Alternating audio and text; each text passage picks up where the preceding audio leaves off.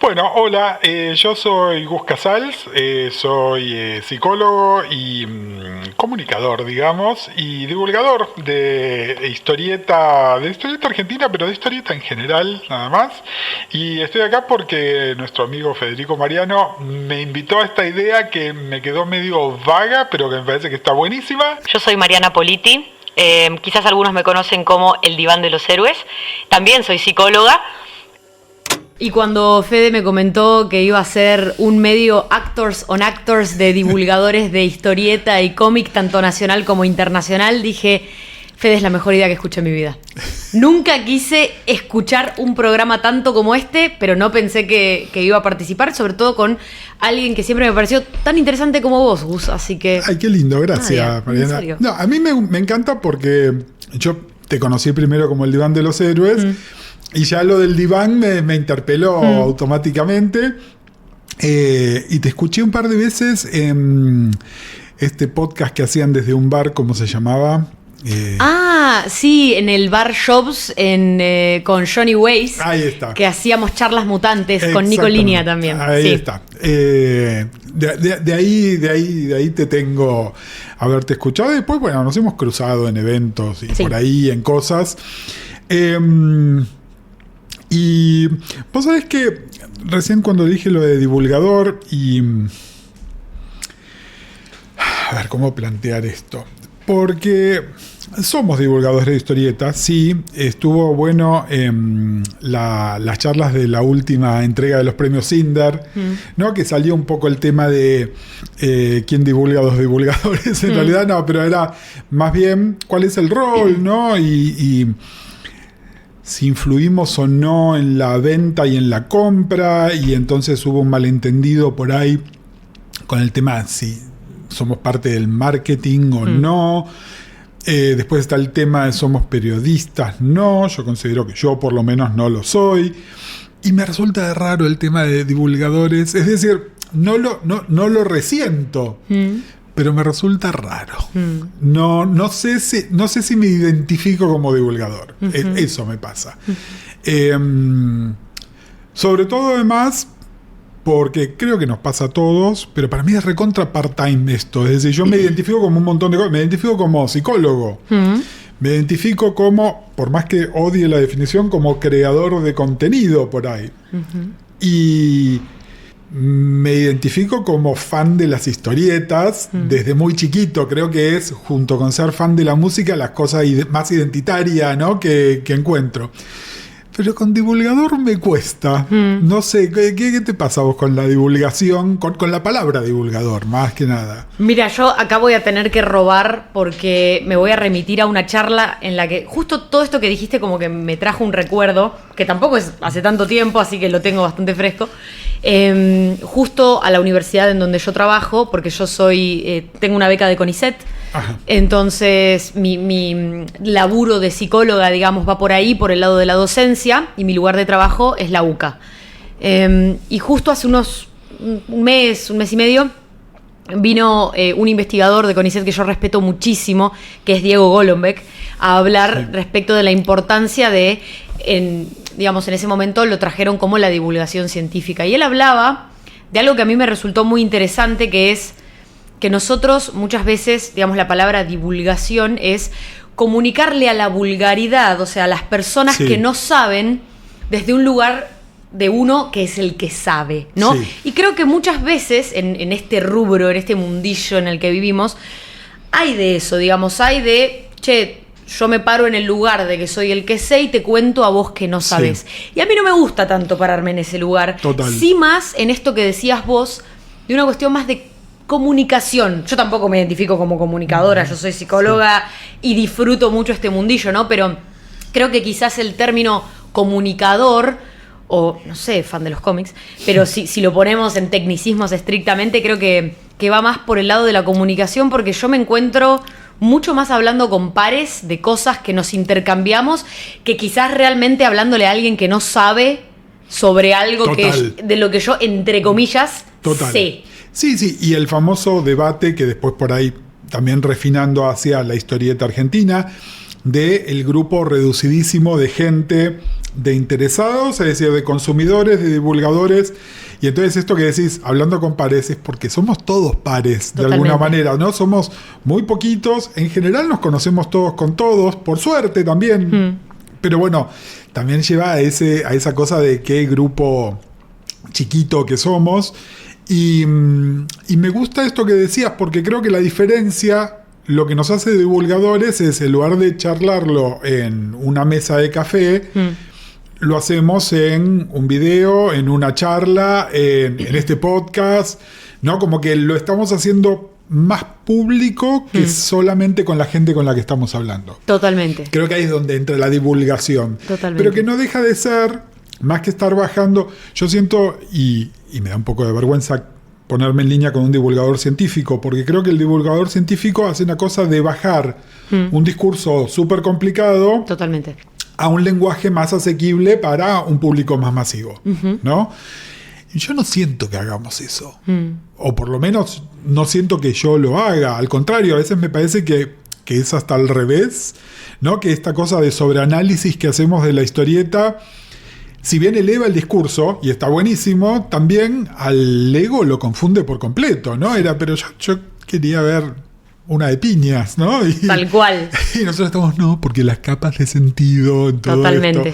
Totalmente. Vos sabés que mi pareja es alguien que le gusta mucho, digamos, todo este mundillo, pero es muy ajena, o sea, disfruta más que nada todo lo que es audiovisual, las películas y demás, y a veces ella tiene una manera muy, a veces hasta un poco dura de decir, pero dice, no hay poronga que les venga bien. Sí, total. Y sabes que sí, sabes que tiene razón. Cierto. Estar ahí, no, pero Superman, pero ¿qué tanto voló? Porque si no voló lo suficiente, porque yo, no, acá voló de más. Acá voló mucho, acá no me gusta. Y pasa mucho eso. Y yo a veces me encuentro en lugares también, particularmente muchas veces me pasa con, bueno, sobre todo más cuando era más chica, el personaje de Spider-Man, que es como mi personaje favorito y el que siempre fue mi personaje. Yo por muchos momentos de mi adolescencia, quizás por querer buscar esta cuestión identitaria, me he encontrado en lugares muy chotos. O sea, que yo hoy miro y digo, qué boluda, qué ganas de arruinarle a alguien una linda experiencia por algo que a mi criterio no estaba bueno, cuando capaz hasta hoy mismo lo veo y digo, esto no estaba tan mal, esto capaz estaba muy bueno. Sí, bueno, mira, está pasando un montón y a un nivel mucho más masivo. Ahora estamos grabando esto en los albores de las pelis de Superman y de los Cuatro Fantásticos, ¿no? Y hoy, un amigo de la casa, Maxi Fickerpon, que lector como artesano, hizo como una recopilación de cosas que se dijeron de la peli de Superman en las últimas semanas, ¿no? Incluyendo una que dije yo por ahí. Y es interesante ver la discusión que... Primero, es interesante y rico los distintos puntos de vista que tenemos. Es decir, no hay un discurso monolítico, todos opinamos lo mismo. Tal cual. Pero después sí, cuánta gente lo transforma en una cuestión de defender la camiseta, ¿no? Y es tipo, chicos, cálmense, es una peli sobre un personaje que nos gusta un montón, pero bajemos, toquen las revoluciones también. Y también esto, hay un nivel de discusión que solo nos interesa a nosotros, ¿no? Y creo que también es parte de la respuesta de por qué esto no es más masivo. Y no es más masivo porque no lo hacemos, ¿no? Y, a ver, nosotros compartimos algo que es que no dejamos de ser, dentro de la minoría, dos minorías, ¿no? En un ambiente que es básicamente cispaqui, subtítulo para el que sea cispaqui, es decir, heterosexual, mayormente varones. Y yo ahí estoy en doble contra. En doble falta, tal digamos, cual. ¿no? Entonces, es más... Es un sistema que es expulsivo, es decir, porque un chico... varón heterosexual de 14 años va a una comiquería y su discurso no es bien recibido porque están los gordos cómics. Pero el nuestro tampoco. ¿no? Yo tengo la ventaja, sí, por sobre que yo en apariencia soy un gordo cómic también, ¿no? Nada más, soy el agente infiltrado en realidad, ¿no? Es decir, aprovecho de mis ventajas de varón cis y justo antes de prender el micrófono estábamos hablando de cómo mi apariencia me ayuda en mi práctica profesional, ¿no? Porque en términos psicoanalíticos instala transferencia casi inmediatamente. Absolutamente. Busquen a Gus y si nunca lo vieron, piensen en Freud y es Gus. Hola. Pero nada. Iba a decir que me iba a dar un poco de pudor decirlo, pero no me da ningún pudor. Esto me lo hizo notar una vez un chico que consumía todo lo que yo hacía, lo digo en pasado porque falleció hace poco, pero que me decía que hay algo por mi apariencia y la seguridad con la que digo algunas cosas que automáticamente genera cierto como, vamos a escucharlo vos, ¿no? Yo noto que vos también lo tenés y estoy seguro que tiene que ver también con tu práctica docente. Absolutamente, ¿no? sí. Donde sabes pararte, sabes modular, sabes... El otro día me escribió algo muy lindo Seba de Caro, que me decía, vos sabés titular, me decía. Que bueno, pero básicamente es esto, es decirte, te voy a hablar de esto y hablar efectivamente de eso, y cuando termine de hablar de eso, y ahora te voy a hablar de esto otro, y hablar de esto otro también. Yo tenía una profesora de historia que me decía, siempre me preguntaba, ¿qué vas a hacer cuando estudies? Y yo le decía que no sabía, que me gustaba mucho la psicología. De hecho, voy a decir algo que la gente piensa que es mentira, pero después te voy a mostrar en mi celular que es verdad, porque lo tengo en Facebook. Mi profesor de psicología de la secundaria se llamaba Peter Parker. Ay, no. Te lo juro por Dios, porque es una secundaria así yankee. Yo viví muchos años en Ecuador y fui a la secundaria ahí, y mi profesor se llamaba Peter Parker. Y bueno, pero la cuestión es que la de historia me preguntaba, ¿qué vas a estudiar? Y yo le decía que me gustaba la psicología, que pensaba que podía ir por ahí. Y ella me decía que debería estudiar algo relacionado con la política porque tenía un discurso muy seguro aún cuando no sabía nada. Sí. No sé si me lo dijo como un cumplido o no, porque un poco denotaba que a veces chamullaba, pero a mí me pasa un poco esto, si bien a veces, no voy a decir que no, me siento como con alguna en contra por ser mujer y siento que a veces mi discurso se toma como menos valioso o menos importante, o a veces cuando atacan mi discurso no atacan el contenido del discurso, sino el hecho de ser mujer. Lo digo esta mina.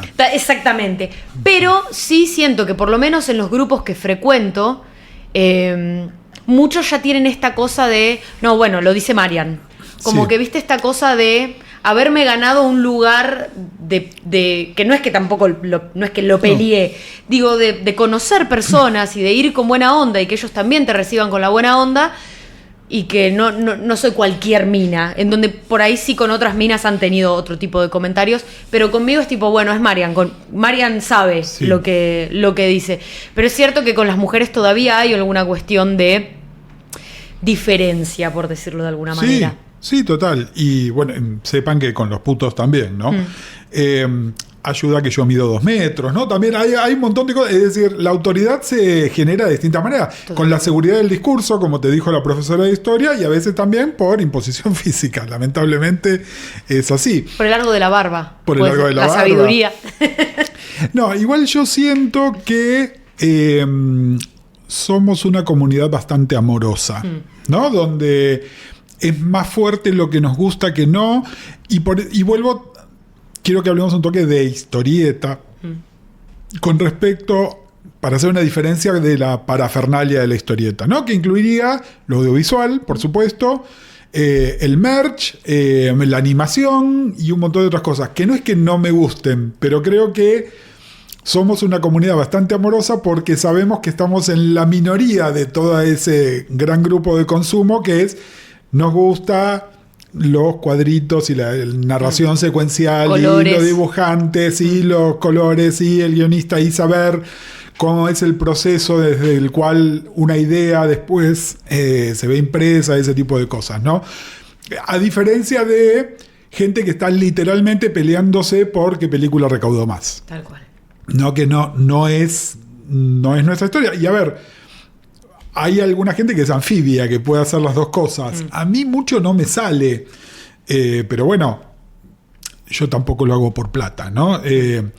Me pasa a veces, gente que conocí de la vida real, que de repente la pegó de alguna manera, y está haciendo algo que mucho no me gusta, y Y después pienso, claro, pero lo hace por plata. Claro. Si yo lo estuviese haciendo por plata, por ahí también moderaría mi discurso o hablaría de cosas que normalmente no hablaría, ¿no? Por suerte no lo hago. Me encantaría ver plata por lo que hago, ¿no? Porque le meto un montón de tiempo acá. Terminamos de trabajar, Mariana y yo, es tarde, y nos pusimos a grabar un podcast por amor al podcast, y nada, es por eso, porque tenemos ganas, y porque tenemos ganas de hablar de historieta, pero lo que voy es que, vuelvo, creo que somos una comunidad bastante buena onda.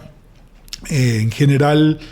es que con lo que nos gusta, si te gusta, si sentís, si se te pone la piel de gallina viendo a Superman salvando gente y diciendo tiene que haber otra manera, yo soy, entre comillas, el mejor de nosotros, pero lo único que quiero hacer es ayudarlos a ustedes a ser mejores.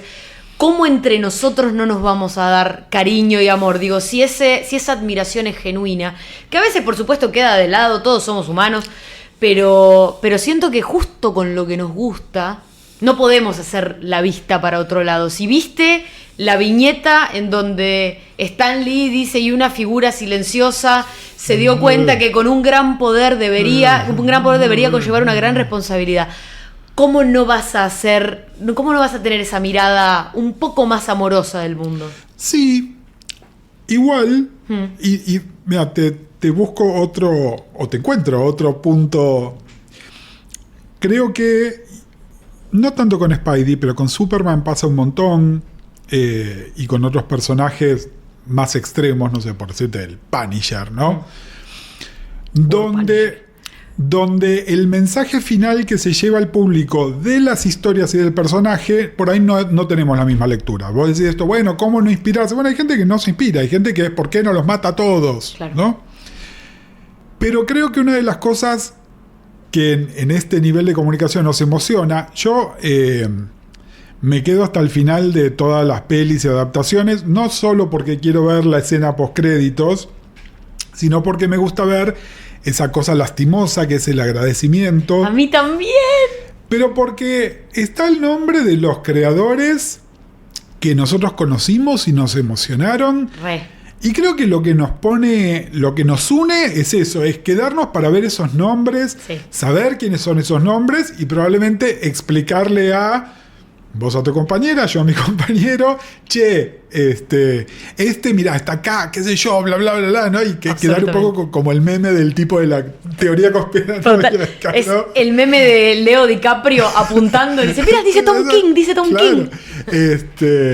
Pero sí, creo que es eso. Creo que es eso y... entonces, por ahí, yo puedo tener la mejor de las ondas con alguien con quien no comparto gusto para nada. ¿No? Y sin embargo tener una relación cálida y amorosa y a veces reírnos y a veces chicanearnos también, ¿no? Vos que te gusta esa porquería. Totalmente, ¿no? Totalmente. Pero bueno, nada, me parece que está bueno. Ahora me abriste la puerta y no puedo dejarlo. Te iba a decir por qué Spider-Man. Y es porque fuiste alumna de Peter Parker, pero ¿por qué Spider-Man? Además, bueno, eso viene de mucho antes, pero a ver, que mi profesor se llame Peter Parker fue como... ¿Viste cuando decís? Además, su foto de perfil de Facebook es él con un onesie de Spider-Man. Bueno, es excelente. La está explotando. Te juro que es excelente. ¿Por qué? La verdad que fue... Es como, ¿viste esas historias que sentís que por ahí hoy en día... la estás romantizando un poco, pero yo siento que... O sea, con mi resignificación de la historia, las cosas pasaron así. No sé si fue tan así, pero para mí pasó así. Yo cuando tenía 6 años, que acá fue en Argentina el conocidísimo 2001, mi papá se quedó sin trabajo y, bueno, no lo contrataban en ningún lado porque era una persona de más de 40 años y nos tuvimos que... Nada, mi papá empezó a tirar currículum no solamente acá, sino... A donde se pudiese. A donde se pudiese. Y tuvo una llamada de Bolivia y bueno, efectivamente nos fuimos a vivir a Bolivia. Yo viví en Bolivia 8 años y fuimos, al final de 2001, a principios de 2002. Y a mí me pasó que, bueno, entré en un colegio nuevo. La empresa en donde empezó a trabajar mi papá era la que nos daba medio dónde vivir y a qué colegio iba a ir y como que nos facilitaba todas esas cosas. Así que yo fui al colegio que me mandó la empresa, que era un colegio que estaba todo en inglés. Y yo no sabía inglés, o sea, sí había tenido red, blue, yellow, pero no... Sí, un nivel muy básico. Un nivel muy básico para empezar a tener todas mis clases de inglés. Así que empecé a ir a particular y demás, y yo me sentía un poco excluida. Y además, como todos los chicos, nada, cuando ven la diferencia también al principio o la burlan, o bueno, por ahí esta visión que está de nosotros los argentinos afuera a veces es un poco expulsiva respecto de cómo somos o lo que nos creemos o lo que sea. Entonces mi primer año no fue tan bueno, después fue remontando la situación, pero bueno, justo mi primer año, que no era tan bueno, fue el 2002. Y bueno, viste cómo es la vida. Y nada, yo también tenía, o sea, mis papás por supuesto vivían ahí, pero estaba la señora que me cuidaba y que limpiaba la casa. Y cuando mis papás no podían estar conmigo, estaba ella y me llevó al cine. Y fui viendo la cartelera de películas. Yo dije, yo quiero ver esa en donde está ese hombre vestido de rojo y azul. Y cuando vi Spider-Man, y yo ahora lo que recuerdo de ese momento es que tenía como una gran frustración y enojo con mis viejos por haberme sacado de mi lugar, de mi familia. Y tenía como mucho resentimiento quizás dentro. Y de repente ver una película en donde a un pibe le están haciendo bullying y él aprende que aunque él pueda hacer un montón de cosas para vengarse de esa gente que le hace bullying, lo que elige con el poder que le es dado es actuar responsablemente y ayudar a la gente y ser bueno y un poco dar la otra mejilla. A mí te juro que eso me cambió la cabeza, pero a un nivel de locura. Y bueno, un tiempo después mi mamá accedió a comprarme una figura del Hombre Araña, con quien yo estaba, porque para mí era el Hombre Araña, con quien yo estaba, pero totalmente obsesionada. Me compró el DVD, yo creo que lo vi, no sé, lo quemé ese DVD, y esa figura venía con, en ese momento para mí, una revista. Ah, mirá. Y así es. Y bueno, y esa revista, que fue el Amazing Spider-Man del volumen 2, el número 31, que es la portada de Peter Profesor, para mí también fue como, esto sigue. O sea, no termina solo. No es la peli nada más. No es la peli nada más. En 2003 se estrena la serie animada, la conocidísima serie animada de MTV. Sí. Y ahí entendí que el Hombre Araña estaba en muchos lugares. Era un universo. Era un universo. Sí. Y esa es la historia. Digamos, de ahí fue Scans. Me encanta esto que decís de muchas veces se discute si sirve para algo poner una historieta en los juguetes o en el DVD. Bueno, absolutamente. Sirve. Para mí fue una locura. Así que para mí es eso. Digamos, después si querés podemos profundizar, pero ahora me interesa preguntarte a vos cómo empezó la cuestión. Mirá, es parecido de alguna manera por la edad y porque fue algo también transmedia. Yo leí historietas siempre, que era una mezcla de lo que salía en Anteojito con Mafalda, con las tiras de la contratapa de Clarín, con la historieta que me llegara a las manos, que podía ser, eran de Novaro generalmente, pero no solo las de superhéroes de Novaro, sino también la de Tommy Jerry, ¿no? Nada, todavía no había desarrollado un gusto. Estoy hablando de la misma edad que vos, ¿no? 6 años, 7 años. Pero el momento de clac absoluto es la serie de Linda Carter, de La Mujer Maravilla, ¿no? Bueno, acá es donde está la ligera diferencia de edad que tenemos con Mariana. Esto es en los 70.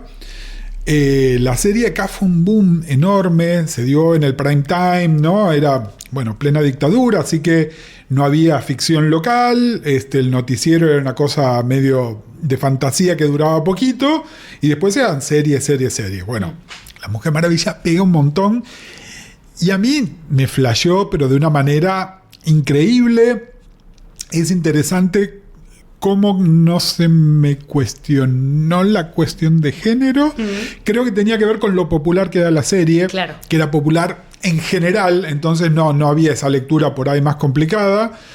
Y mi padrino, que era el tipo más machote que te puedas imaginar, ¿no? Ex policía y qué sé yo, pero que era un tipo muy lector y que siempre me incentivó a la lectura, me trae una historieta de La Mujer Maravilla, que es es el reprint de Novaro de lo que es Wonder Woman 212, que es como un nuevo comienzo para el personaje. Es una historia que se conoce como Las 12 Pruebas, donde el primer número además está con Superman. Así que es no solo una gran historieta para conocer a la Mujer Maravilla, porque es un recomienzo de la historia, y yo además ya sabía quién era porque estaba... Porque era Linda Carter. Porque era Linda Carter, sino que además era una gran presentación a Superman, de quien yo ya había leído otras cosas. Pero mi comienzo canónico, como para vos es la peli, es esa historieta, junto con eso y junto con los super amigos. Sí. Pero hay una anécdota que la cuento siempre porque hay gente que no me la cree. Yo miraba a los super amigos y me encantaban, pero no lograba hacer la asociación que el personaje de la Mujer Maravilla, a quien en la traducción era Marvila, y la de la serie eran el mismo personaje. ¿Mirá? No. Y un día mi hermana, que es un poco más grande que yo, me dice, pero vos hiciste la conexión, ¿no? Y además es tipo, el avión invisible, es tipo... Es la misma, es ella. Y fue tipo, es ella. Y ahí sí, el meme de el tipo claro. Loco conspiranoico. Claro. Y yo entro por ahí. Eso explica un montón mi afinidad por DC en general, ¿no? Yo ahora soy un lector más sofisticado, si querés, que te puedo leer cualquier historieta y me puede gustar más, menos, puedo hacer una lectura crítica o no. Pero el amor que yo tengo es por DC y por los personajes de DC, y mucho por esa época que es lo que ahora sería la era de bronce, digamos, que es de lo que yo mamé, ¿no? Es lo que aprendí. Después igual yo me tomo, no intencionalmente, me tomo como unas vacaciones de las historietas hasta los 18 años, porque me hicieron saber que no era de un adolescente adulto que le gustara Superman. Claro, esas cosas son de nenes, digamos, son de chiquitos. Era de chiquito y claro. Era tipo, vas a quedar como un boludo, y entonces los 5 años de secundario me contuve, y ya después a los 18, por ahí más a los 19, me reencuentro con las historietas, ahí ya teniendo acceso a las originales norteamericanas, y ahí volví y no me fui más. Ahí me recontraengancho, pero la semilla es la de chico, ¿no? Es la que enganchás. Bueno, con eso que decís, y volviendo a estas cuestiones a veces de cuestiones de género y demás, a mí lo que me pasaba es que me gustaba mucho Spider-Man, pero mucho, o sea, como que estaba en un momento de mi vida que solo hablaba de eso. Sí. Y me decían que primero, o sea, cuando era más chica me preguntaban por qué me gustaban cosas de varones. Porque Spider-Man era de varones. Era de varones. Porque daba piñas, eso es de varones. Porque daba piñas, absolutamente. Y que cuando yo quería jugar a Spider-Man, yo quería ser Spider-Man, yo no quería ser Mary Jane, ¿viste? Y después cuando fui más grande, bueno, ahí también estaba el cuestionamiento de, ¿es de varones y de chiquitos? Estaba la doble cuestión. Sí. Igual me es re interesante porque la gente que me escucha más seguido lo sabe. Yo estoy muy asociado a la historieta de superhéroes y especialmente de DC, pero a mí me gusta muchísimo el humor gráfico. Mucho, porque también mi placebo, esos años que no leí superhéroes, es la era de oro de Editorial La Urraca, ¿no? De la revista Humor y todos sus derivados, incluyendo el lanzamiento de Fierro.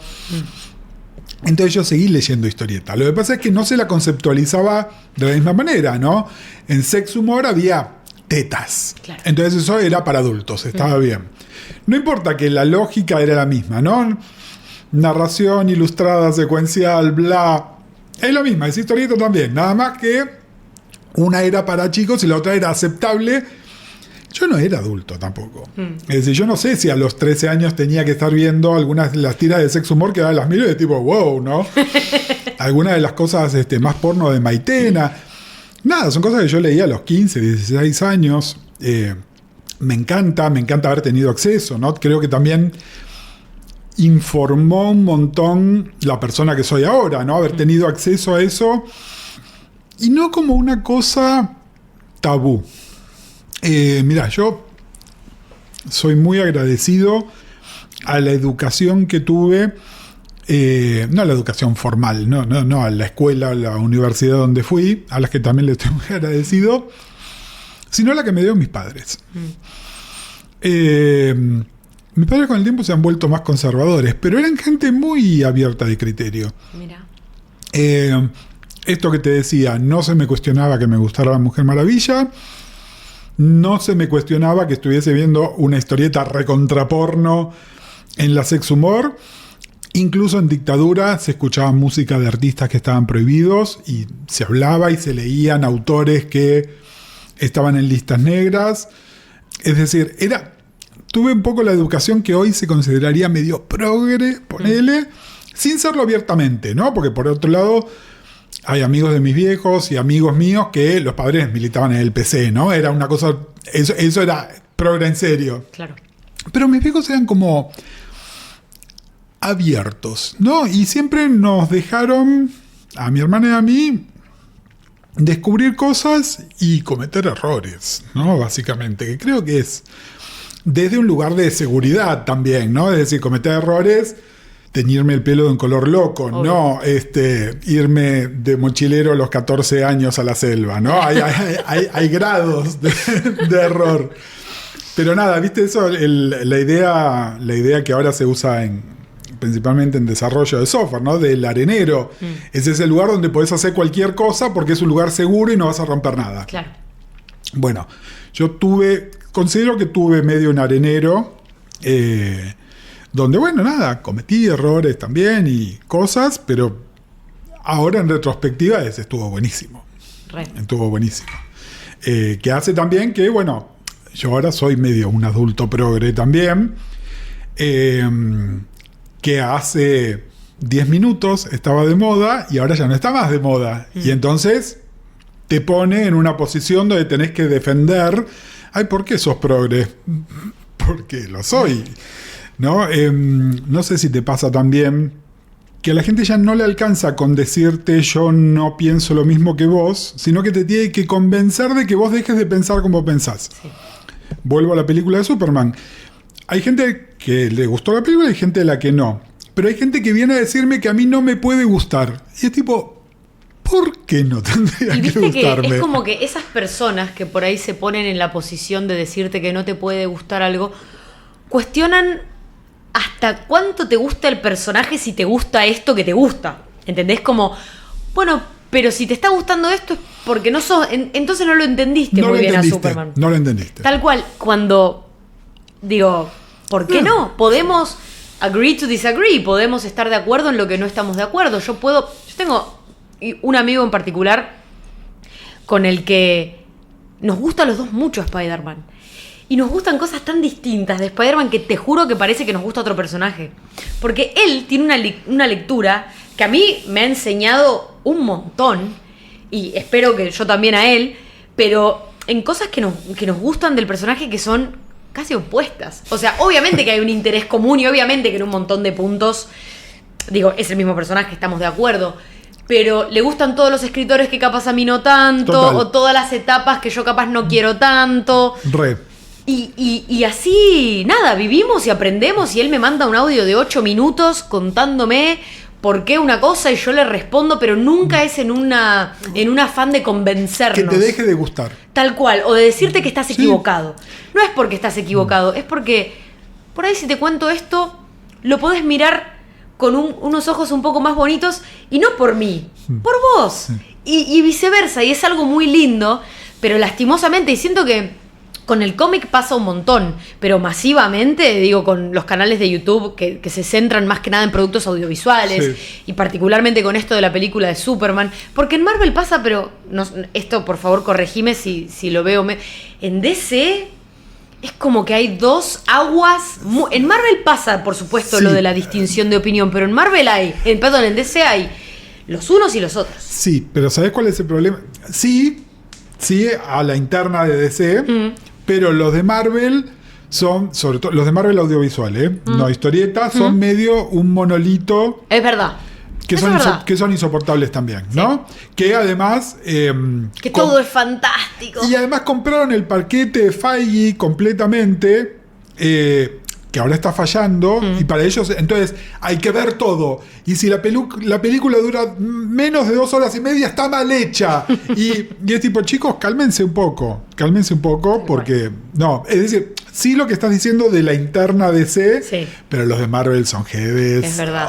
Sí, es verdad. Qué difícil. Sobre todo, esto te lo digo porque mi conexión con Marvel es tenue en el mejor de los casos.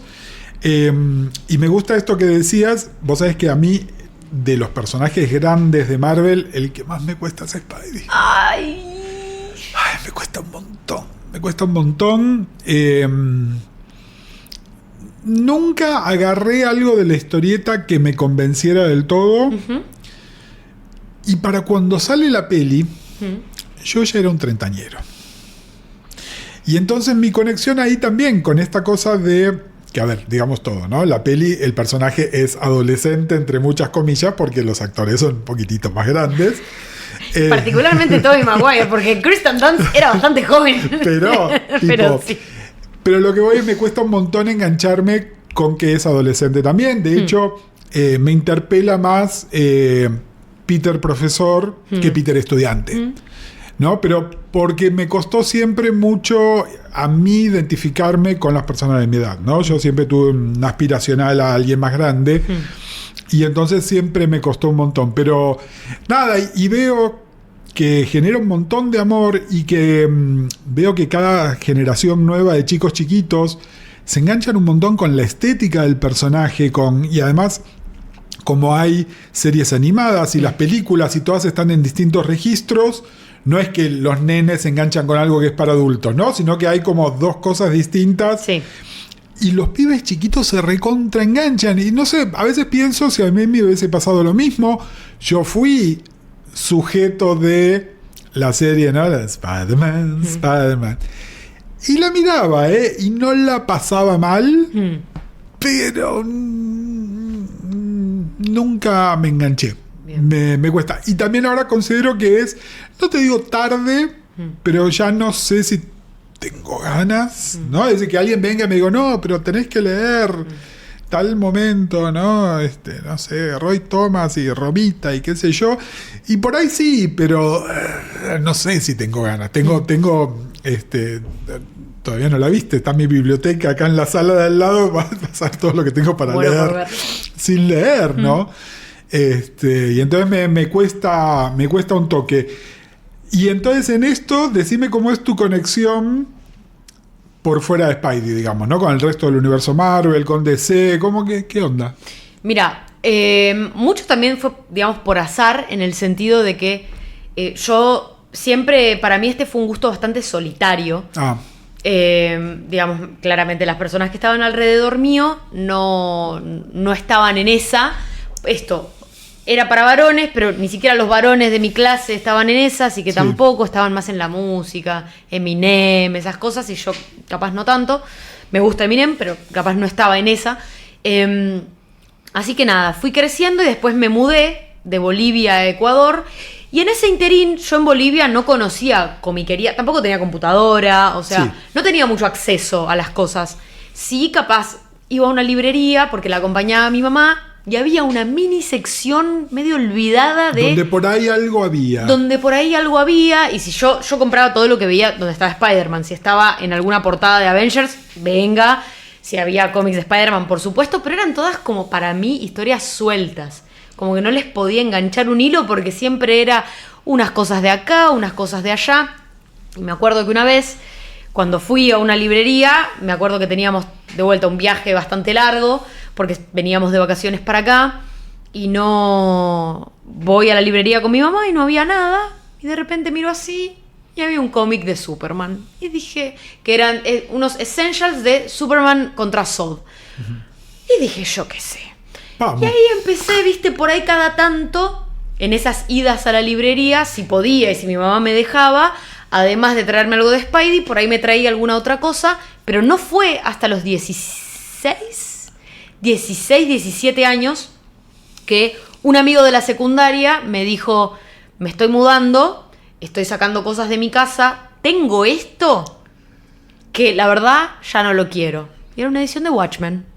Tranqui. Y yo dije, bueno, a ver. Y cuando leí Watchmen dije, esto está bueno. O sea, no es solo Spider-Man. Para mí en mi vida en ese momento era solo Spider-Man. Sí. Dije, esto no es solo Spider-Man. Esto es algo Total. más. Sí, cuando venía a Argentina de vacaciones y todo, iba a comiquerías, compraba cómics, pero compraba nada, o sea, me limitaba a comprar Spider-Man. Sí, lo tuyo era Spider-Man. Era Spider-Man. Sí. Cuando empecé a leer Watchmen y empecé a leer otras cosas, y empecé a leer algunas cosas de Batman y leí Batman Ego, y dije, che, esto todo está buenísimo. Sí. Obvio, me gustaban las pelis y todo. A mí me gustó mucho el Batman de Christopher Nolan, pero dije, no, en historieta esto está bueno en serio. Y ahí empecé a salir de un poco de Spider-Man y a comprar el resto de cosas. Yo no te pregunté, pero con esto que me decís de la serie, ¿tu personaje, si tenés uno, vos dirías que es Wonder Woman o no tenés un personaje o es otro? La respuesta fácil es Wonder Woman. Okay. Igual también hay casi una cosa de yo te milito al personaje, ¿no? Entonces por ahí me gusta más la idea de Wonder Woman que el personaje en sí. Okay. Mi historieta es la Legión de Superhéroes. Es decir, no es un personaje, es un grupo y es de toda la vida. Cuando de chicos llegan a mis manos, en los 70 era muy fácil conseguir cosas de los 60 también. Ibas a cualquier canje y había y valían lo mismo o hasta eran más baratas, ¿no? Entonces estaba la Novaro que estaba en el kiosco y estaba esa. Entonces la Novaro que estaba en el kiosco tenía las historietas dibujadas por Mike Grell, algunas escritas por Shooter, algún otro, que para mí eran las de adultos, digamos, ¿no? Porque era Grell no solo rediseñó a los personajes, ya lo había hecho Cockrum, pero él más todavía, sino que además les pone sex appeal, ¿no? Entonces, sin terminar de entender, pero eso era para adultos. Y después estaban las clásicas, y a mí me encantaban las dos y me encantaba hacer la conexión. Entonces, este es Cosmic Boy y este es Cosmic Boy, es el mismo personaje, por más que se vea distinto, y es la Legión. Y después, cuando vuelvo a leer historieta, ya era medio el final, pero es la época de Levitz, y me pongo a leer eso, que para mí todo el tiempo me preguntan dónde empiezo con la Legión. Bueno, empezaba con esos 10 años que hizo Levitz en la revista, que es como una era de oro, ¿no? Entonces me calza justo que cuando retomo la historieta, justo además mis personajes favoritos estaban en una era que estaba buenísima. Qué bien. Así que para mí es la Legión, no te puedo decir un personaje en particular. Por supuesto, la Legión está muy atada a los mitos de Superman. En el debate más intra-DC Batman-Superman, yo siempre estuve del lado de Superman. Con los años, y especialmente últimamente, he podido refinar algo de esa idea.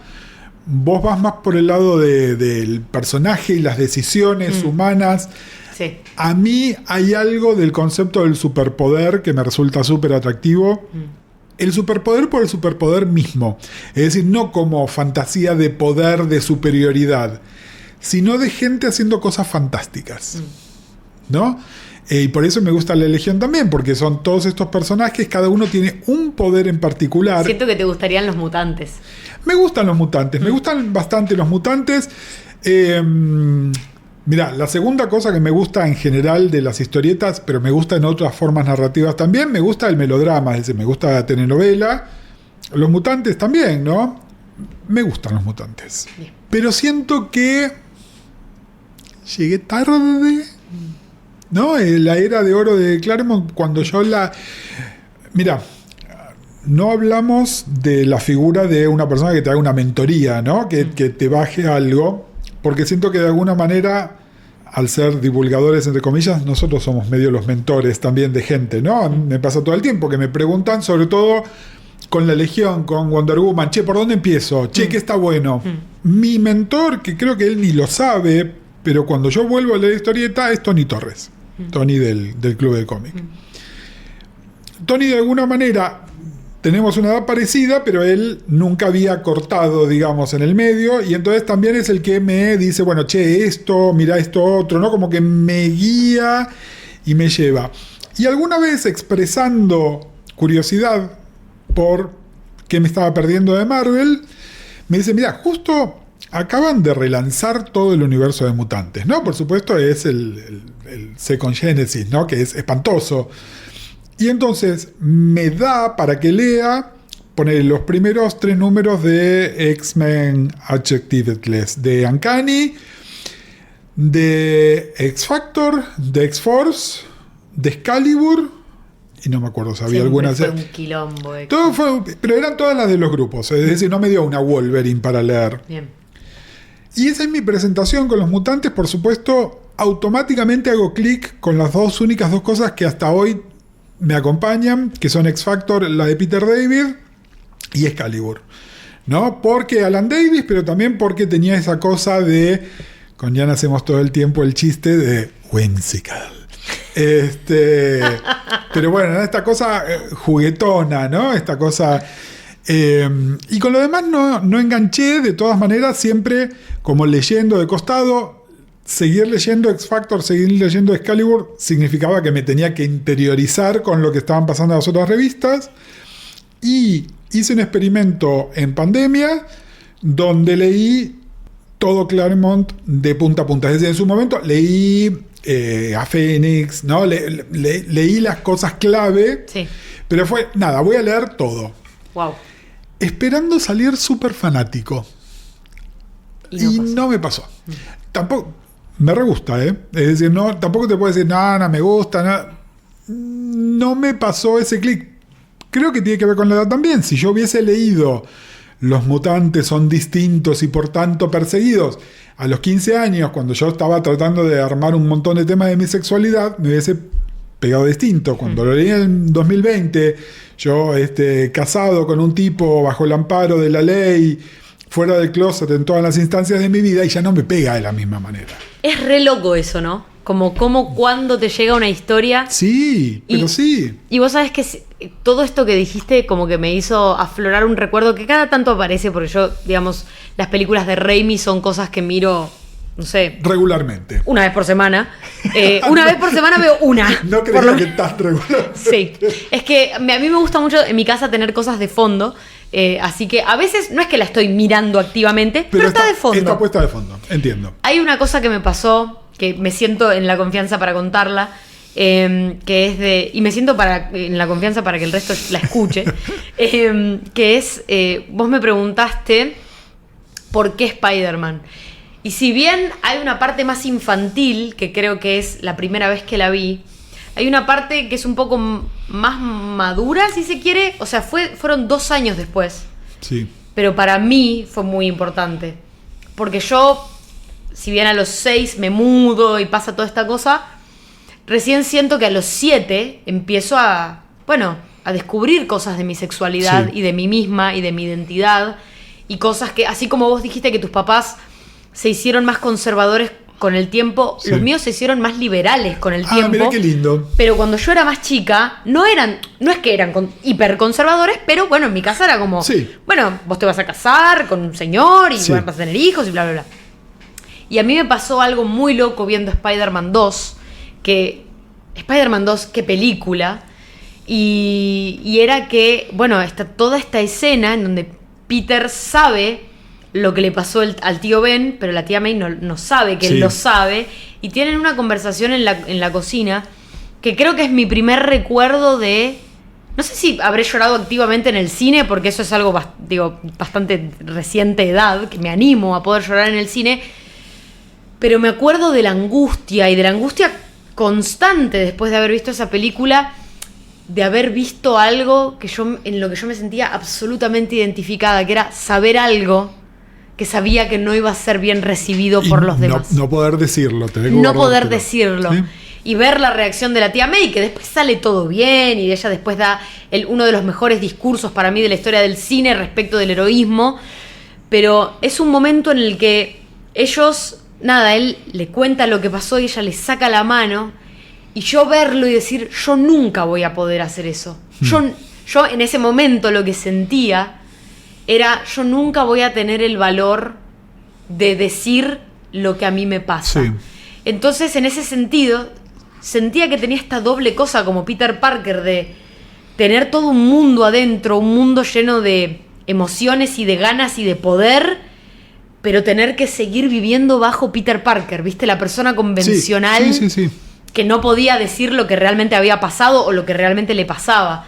Y siento que ahí también hubo un clic con Spider-Man. Cómo Sam Raimi mostró todo eso, para mí también fue una cosa de... Yo soy este tipo. Yo soy este tipo. Y qué lindo esto que decías. Y fíjate qué generosas han sido las películas, en general todas, con la tía May. Ay, sí. ¿No? Que en la historieta siempre es un estorbo y acá siempre es la que trae la humanidad finalmente, ¿no? Eso es bárbaro. Que bien casteadas las tres también, ¿no? Es bárbaro. No, y esto que decías, creo que habla un montón de la personalidad secreta, ¿no? Esa es la cosa que los que tuvimos que sufrir algún closet, del que sea, nos podemos identificar inmediatamente. Y vos sabés que hay algo que primero era como correlación en el mejor de los casos y mucha casualidad, que era, bueno, ¿por qué la fascinación de los varones gays de cierta edad alrededor de la mía con la serie de la Mujer Maravilla, ¿no? Al punto que hay gente que se puso a investigar seriamente y ahora hay papers escritos. Son interesantes las conclusiones a las que se llegan, porque aparte de la facilista, ¿no? Que es la fascinación del trolo con la diva en general, y qué diva Linda Carter y qué diva la Mujer Maravilla, pero en realidad a lo que apuntan es a esta persona que vendría a ser Diana Prince, ¿no? Que es apocada y que no tiene ningún poder y que no puede hacer nada, que se puede transformar en esto que es la máxima expresión del mujerón, ¿no? Y hay algo de eso también, ¿no? Es detrás de tu persona buleada, bueno, está la posibilidad de ser otra cosa. Y también, fíjate, esto que decías de Peter hace un rato, no para ir y vengarte, ¿no? Pero hay una cosa de, en medio de generar envidia también, ¿no? Es a ver, vos todavía sos un toque joven, pero te va a pasar en cualquier momento. Cuando vas y en tus 30 y largos, casi 40, te encontrás con tus compañeros de primaria o de secundaria, en general las chicas están bastante bien y los tipos están todos hechos mierda, ¿no? El que era deportista se puso todo gordo, a todos se les cayó el pelo, nadie se preocupó jamás por lo que tenía puesto, es decir, vinieron a la reunión con la misma yoguineta con la que habían estado cortando el pasto. Y los trolos estamos divinos. ¡Divinos! ¿Entendés? El corte de pelo, la ropa. Y mirá que yo no soy el tipo menos glamoroso del mundo. No coincido. Estás muy bien vestido, con una barba muy bien recortada. La barba es mi momento donde me permito la vanidad y estoy bien vestido porque estuve trabajando hace un ratito y tenía que estar. No, pero me refiero a que Ian es mucho más esteta que yo, ¿no? En esas cosas. Pero aún así, la comparación, y entonces es esa cosa, ese cliché, ¿no? Que es la mejor venganza es una buena vida. Y es tipo, bueno, mirá, vos me buleabas de chico, pero ahora, no sé, fíjate. Y además, como no tengo pibes, double income. Pero, a ver, que es medio como, es casi infantil, pero a lo que voy es, ¿qué era lo que nos daba esa fantasía de la doble personalidad? Es, aunque vos no lo sepas, yo soy todo esto. Y ahora de adulto yo realmente siento que viví ese potencial. Yo soy todo esto. No soy Linda Carter, pero no era mi intención. Hay otro discurso distinto para la experiencia de las mujeres trans, ¿no? Y la identificación con ese personaje, especialmente de mi edad, ¿no? Es súper interesante. Si tienen alguna vez la oportunidad de charlarlo, cómprenle un vino a su amiga trans cincuentona y les va a decir lo mismo que les digo yo, pero con la identidad de género, ¿no? Pero sí. Linda Carter para mí tiene algo que es transgeneracional, que yo nunca tuve el gusto de ver por ahí capítulos enteros de la serie. Sí he visto varias escenas, y particularmente las de ella transformándose, pero justo que dije esto de yo no soy de llorar en público, bueno, ahora sí, ahora ya no llegué como una edad en donde ya no me importa y lloro y me expreso, pero toda mi vida para mí llorar era un tabú porque era mostrar vulnerabilidad. Total. Y me acuerdo que la primera vez que me animé a llorar enfrente de alguien, además por una cosa que para mí era totalmente intrascendente, fue en Wonder Woman 1984, que es una película que yo no sé si o sea, la verdad que, yo la vi en pandemia, me acuerdo que la vi pirata, Y después fui al cine a verla porque me parecía que a mí me gusta mucho apoyar. Sí. Si puedo apoyar a DC, a Marvel... Votar con la billetera. Voto con la billetera cuando puedo. Y me acuerdo que cuando vi Wonder Woman 1984, la escena postcréditos es una escena, viste que finalmente Linda Carter termina siendo Asteria. Sí. La gran guerrera que había usado la armadura que después usa Gal Gadot. Y no sé, una manera en la que ella habló del legado, que yo sé que DC tiene mucho de eso, diciendo, yo estuve haciendo esto mucho tiempo y guiñándole a la cámara, que se suponía que tenía que ser algo gracioso, yo rompí en llanto porque, no sé, tuve un momento, también era la pandemia, estábamos todos un poco sensibles, pero yo sentí como una cosa de, también porque hace poco tiempo me había hecho mi canal de YouTube y hace poco tiempo había empezado a conocer un montón de personas que, como yo, estas cosas las revivían. Sí. Y dije como, es que esto es desde hace tanto tiempo, que todos venimos compartiendo esto, y qué loco que Linda Carter, para todos nosotros, tuve como una epifanía, ¿viste? Como Linda Carter para todos nosotros significa tanto, y yo no sé si para mí significaba tanto, pero en ese momento, para mí Linda Carter fue como la personificación de... No estamos solos porque está esto. Está ella. Y cuando está esto, estamos nosotros que nos tenemos entre nosotros. Sí, estoy totalmente de acuerdo. Obviamente, desde mi perspectiva de que yo lo viví a la edad correcta y que justo además es mi personaje y probablemente mi actriz haciendo del personaje favorita, ¿no? Pero sí, creo que el único que logró eso parecido es Christopher Reeve. Sí. ¿No? Hay algo también, Christopher Reeve ahora nos inspira, ¿no? Y está el documental sobre él y qué sé yo. Linda Carter, al día de hoy, sigue hablando en nombre de la Mujer Maravilla, ¿no? Sí. Que me parece bárbaro también. Obviamente se lo permite un montón de privilegios. Ella se casó con un político y es una persona con influencia en Washington, ¿no? Entonces, yo cuando la veo, para mí ella es la Mujer Maravilla. Pero es la Mujer Maravilla, la ves y es la Mujer Maravilla. Sí, no... medio como que no cabe no cabe duda. Que fulero vamos a hacer eso un disclosure. Con Mariana estamos tomando un vinito. Pero, tal cual. Y esto que decís del legado de DC, sí, y lo siento de la misma manera que lo que decíamos hace un rato de leer los agradecimientos a los creadores, ¿no? Es eso. Nada más que DC también en los productos audiovisuales lo ha hecho más explícito, ¿no? Que la madre de Tom Welling en Smallville sea Helen Slater, ¿no? La que hacía de Lana, ¿no? Helen Slater. Helen Slater es la que hace de la madre adoptiva de Melissa Benoist en Supergirl, ¿no? Ese John Wesley Shipp siendo el papá, Jay Garrick y siendo el papá de Barry Allen, sí. Ese tipo de cosas me encanta, me parece que es similar. Es también muy generosa con los actores. Los actores que hacen cosas de género quedan medio como encasillados de por vida. Y entonces a veces son actores adultos que no consiguen otro tipo de laburo. De repente pegar una serie para alguno de estos actores es importante, porque si no son actores que no laburan, ¿no? Y ahí está, y mira, hay algo... nos estamos extendiendo un poco de más. Fede, te mandamos un besito igual. Mira, Fede, yo con Gus hablaría 4 horas más, así que prepárate. Pero, y volviendo a la peli de Superman y pensando con las pelis anteriores de DC más actuales, pero un poco las pelis de Marvel también. Leí en algún lugar, y no sé de dónde salió, cuál es la fuente, que James Gunn, ahora que está casteando otros productos, pero que es un poco la lógica con la cual casteó Superman también, está buscando actores con mucha experiencia de televisión y no de cine. ¿Por qué? Porque si bien son actores que son conocidos, es decir, Rachel Brosnahan fue la protagonista varias temporadas de una serie que ganó un montón de premios, es decir, no es una desconocida, pero no es una estrella de Hollywood. Y entonces, ayer me sacó en la radio, en su programa, Javier Califano, le mandamos un besito a Javo.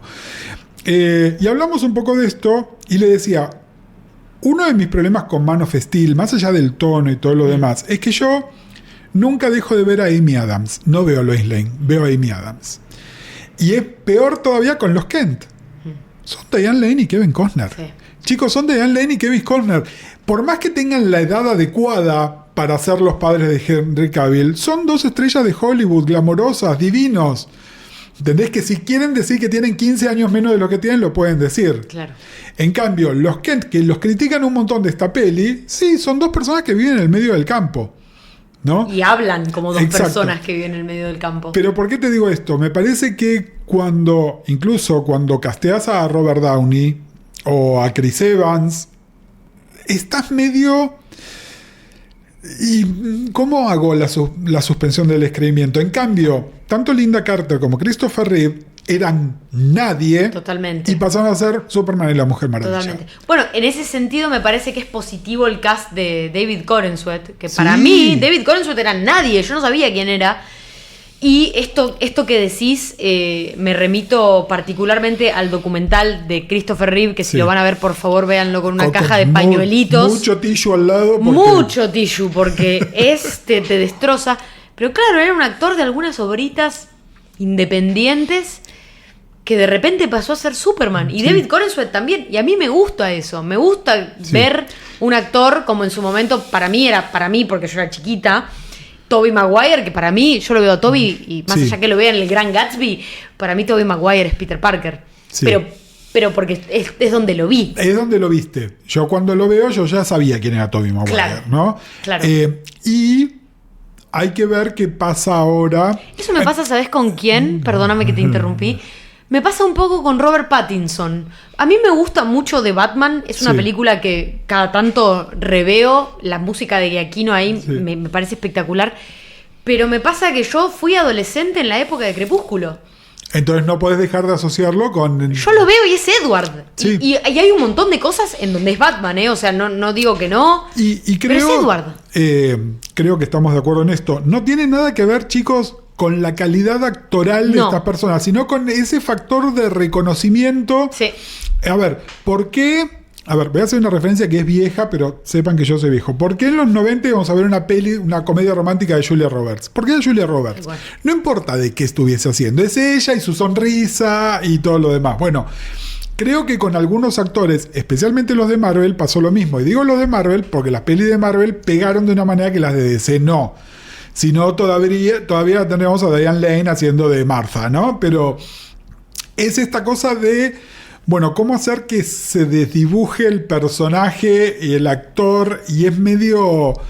Es súper complicado. Por otro lado, sé que es malo para los actores. Sé que es malo para los actores.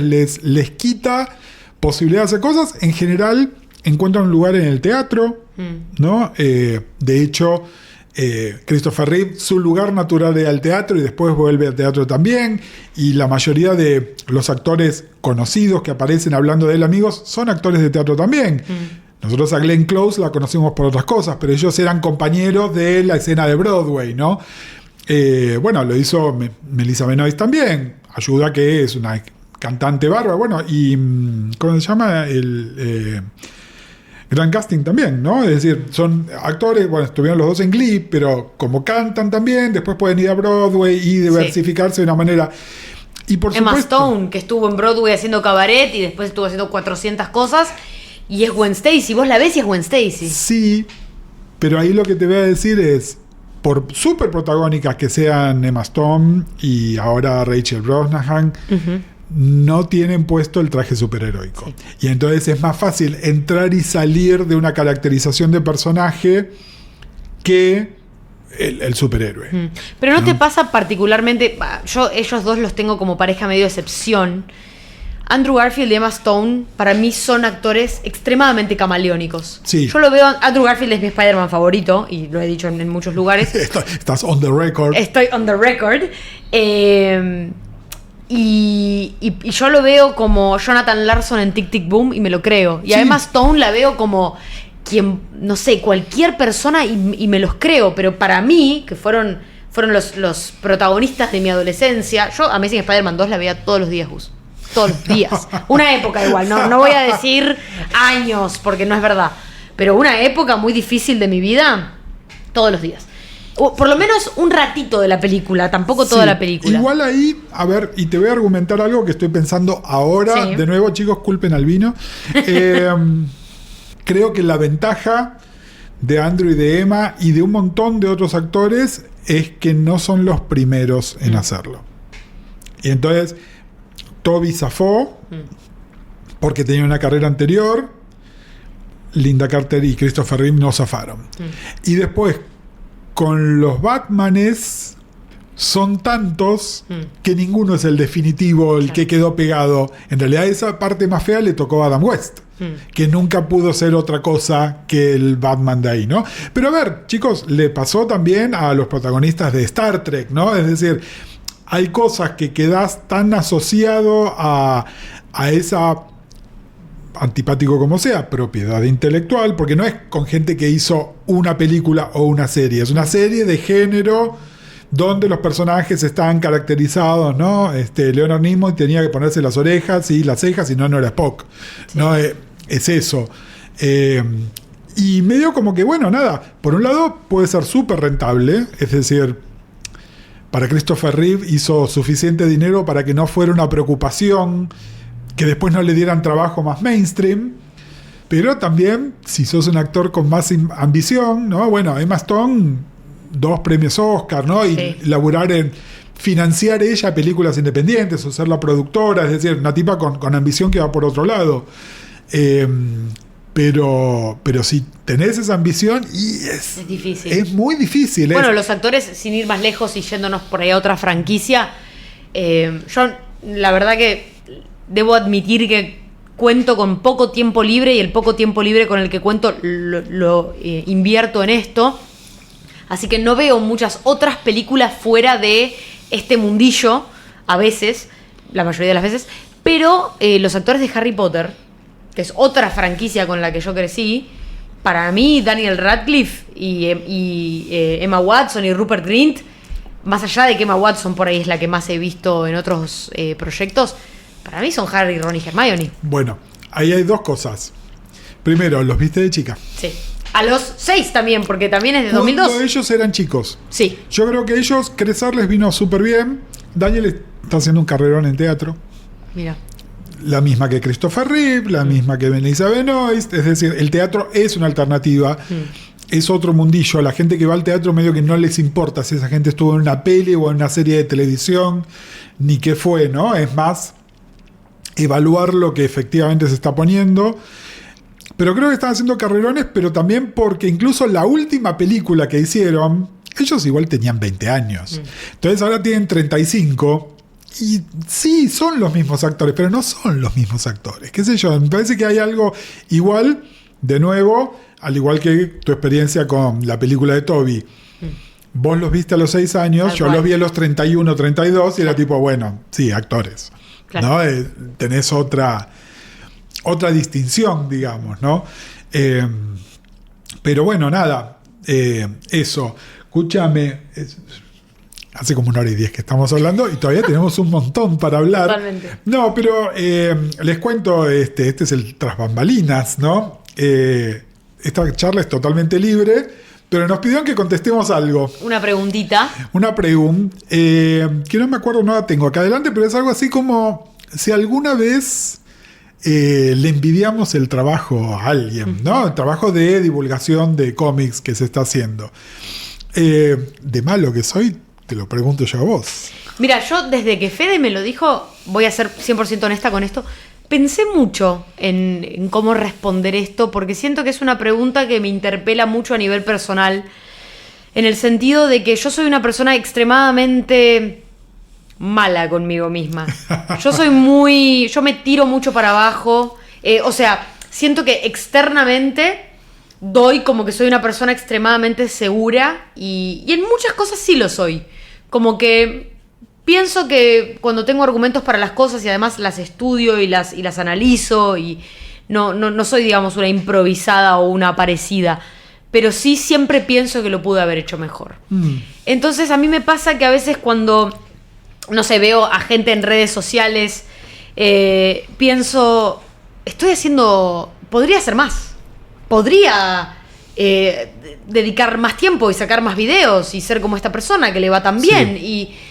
Y a veces pienso, como trato, ¿no? Después de años de terapia también, trato de pensar, ¿pero yo estoy eligiendo esto hoy en día?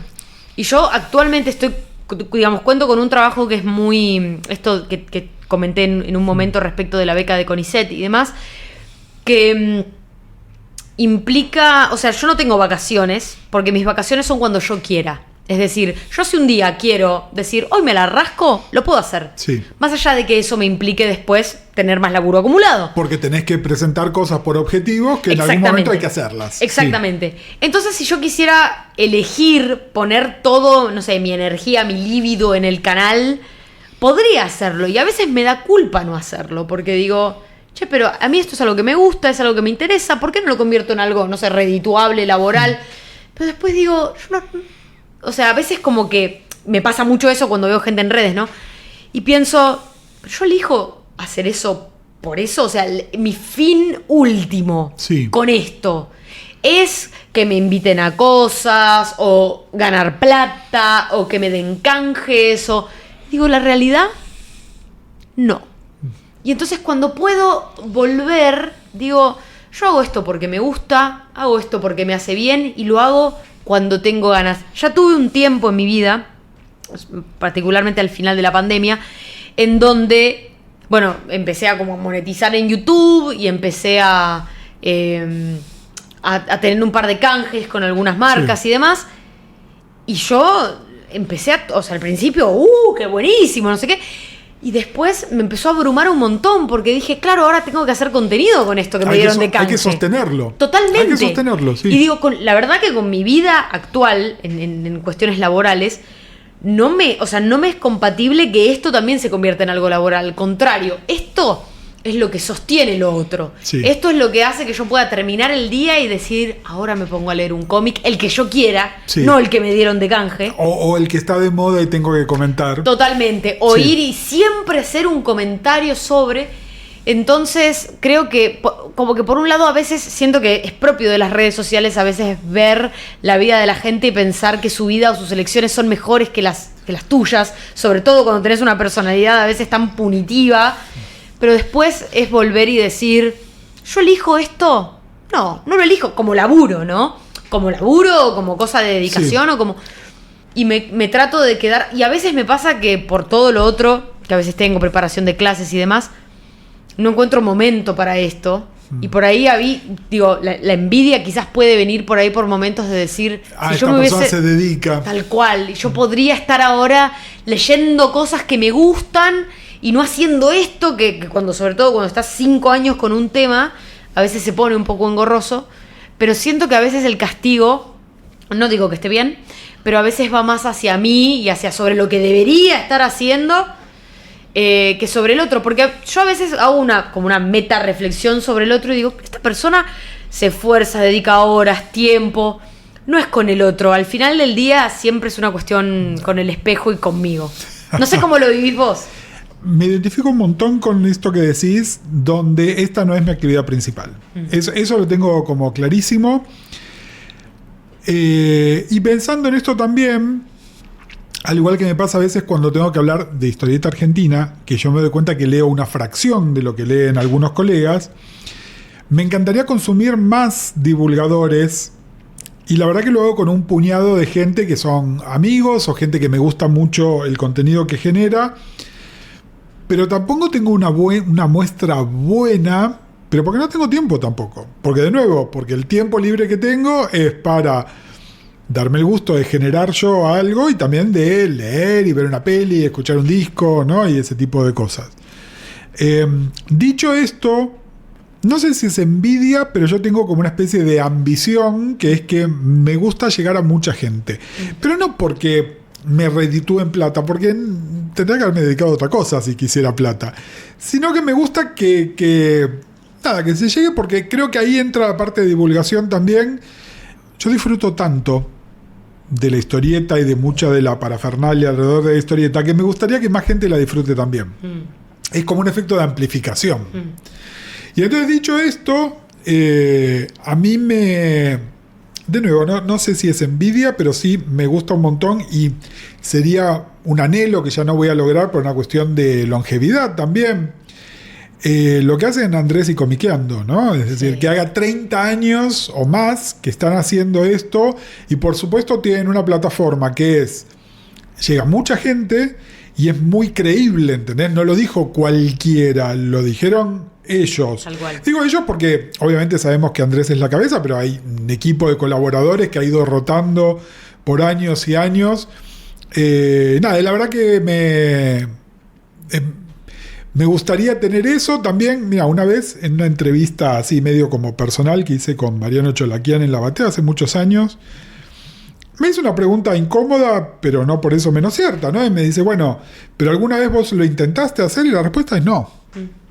Yo no empecé, lo hacía por ahí en privado, con amigos, desde hace 30 años también, pero nunca busqué la plataforma pública, especialmente en el momento que era mucho más difícil. Ahora un canal de YouTube lo arma cualquiera. Sí. En el momento en que Andrés saca una revista... Lo arma cualquiera. Claro, en el momento que Andrés saca una revista no lo hacía cualquiera. Tal cual. ¿No? Es eso. Y después, y esto lo hacemos muy activamente, Ian no solo es mi marido, y le decimos el editor, es mi socio creativo en un montón de cosas, por ahí no en el contenido, pero sí en la forma de todo lo que hacemos. Y en la crisis es 50% contenido de él igual, ¿no? Pero me vuelve loco lo que hace Joan Comic Record, porque me parece que es bello, ¿no? Bello técnicamente, obviamente. Mariana y yo les podemos hacer un análisis psicológico bien informado porque somos psicólogos. Joan es realizador audiovisual, entonces por eso su producto está también terminado. Pero me encanta, es decir, cuando sea grande quiero que mi contenido se vea tan bien como las cosas que hace Joan, ¿no? Me parece que está bueno, y de hecho alguna vez he sido sujeto, es decir, estoy en algún video de él y es tipo, mirá, me veo mejor y me escucho mejor que en cualquier contenido que hago yo por mi cuenta. Pero en ambos casos es porque sí, me gustaría hacer algo de lo que hago mejor, o me gustaría que llegue a más gente. Totalmente. Igual también, hace unos días estuve invitado a un programa en Blender. Te vi. Gracias. Me vio un montón de gente y de repente me empezó a seguir un montón de gente y empezó a interactuar conmigo un montón de gente, mucha de ella amorosa y que me dice qué lindo haberte descubierto, y mucha que no. No, porque bueno, para empezar, Blender tiene una audiencia muy politizada y muy que le gusta la rosca, entonces se están rosqueando y está bien. Yo además no fui con la opinión, no fui Catalina Dlugi, ¿no? Decir, Superman es una película muy bien filmada y va a tener mucho éxito, ¿no? Fui a hacer quilombo también porque me invitaron para eso. Pero bueno, hacer quilombo en mi canal llega a un puñadito de personas. Hacer quilombo en Blender llega a mucha gente, y esa gente a través de las redes tiene lo que ellos creen que es un derecho a réplica. Y no sé si me la bancaría todo el tiempo. Tal cual. Es decir, me parece interesante, me entusiasma. No sé, YouTube me va a pagar $10 más que en una semana tradicional, porque encima nos dan migajas, ¿no? Nada, pero no sé si me la bancaría tampoco. Es decir, por el lado te estoy diciendo, me encantaría tener más alcance, y después, con gran poder, por supuesto, gran responsabilidad, y no sé si me la bancaría. Pero me siento absolutamente identificada. Yo, en mi corta vida de YouTube, que son 5 años en YouTube, tuve... ¡Ay, un Michi! Apareció la fea. Si escuchan ruidos raros es que la fea nos está caminando por el medio. ¿Qué haces? Tuve, yo siento que ya en cuanto a YouTube, digamos, de personas con quienes podría hablar, hablando de Spider-Man, por supuesto, ¿no? Sí. Digamos, llegué, porque hay 3 Spider-Manólogos, si se quiere, que son justamente los 3 mexicanos. En México Spider-Man es extremadamente conocido, y yo he tenido la suerte y la dicha de colaborar con los 3, de tener el WhatsApp de los 3, de hablar con los 3, que son la Red Geek de Spider Emilio, Uncharted Robbie y Rafatos. Rafatos, mi ídolo total. Pero bueno, he colaborado en videos con ellos, tanto en mi canal como en su canal, y particularmente en el canal de ellos, que son los que más llegada tienen.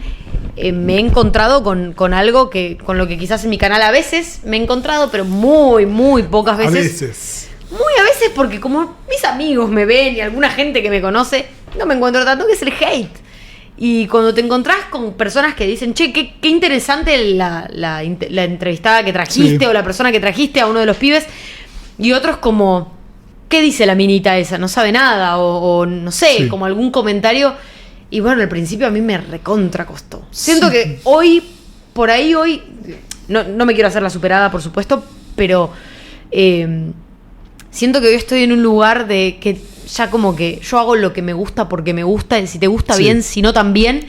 No por eso a veces algunos comentarios duelen menos, pero a mí al principio me daba mucho miedo porque ellos siempre la mejor conmigo, y a mí el miedo que me daba no era colaborar con ellos, era qué iba a decir la gente. Cuando al estar más expuesta que decir la gente, bueno, totalmente, es un poco eso. Totalmente. Con una mina hablando de Spider-Man, metiéndose en temas de chabones. Igual te debe haber pasado, porque me pasa a mí también. Yo soy un puto viejo, hablando de lo que a ellos les gusta.